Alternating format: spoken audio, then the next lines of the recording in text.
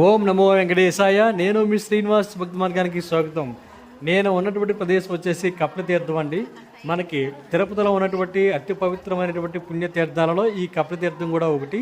ఇది ఎక్కడ ఉందంటే మనకి తిరుమల కొండ ఎక్కుతున్నప్పుడు అలిపిరికి దగ్గరలోనే మనకి నంది సర్కిల్ ఉంటుంది కదండి. నంది సర్కిల్ నుంచి కొద్దిగా రైట్కి వచ్చినట్లయితే ఇక్కడ కపిలతీర్థం అయితే కనిపిస్తూ ఉంటుంది. ఇక్కడ ఉన్నటువంటి స్వామివారు వచ్చేసి సాక్షాత్తు పరమశివుడు స్వయంభూగా అంటే కపిలేశ్వరుడిగా మనకి దర్శనం ఇవ్వడం జరుగుతుంది. ఇక్కడ ఉన్నటువంటి స్వామివారిని కపిల మహర్షి పూజించారని చెప్తూ ఉంటారు. అదేవిధంగా అగ్నిదేవుడు కూడా పూజించారని కూడా చెప్తూ ఉంటారు. అంతేకాకుండా ఇక్కడ కనిపిస్తున్నటువంటి ఇక వాటర్ ఉంది కదండి, ఈ వాటర్కి అంటే ముల్లోకాల్లో ఉన్నటువంటి పరమ పవిత్రమైనటువంటి పుణ్యతీర్థంగా చెప్తూ ఉంటారు.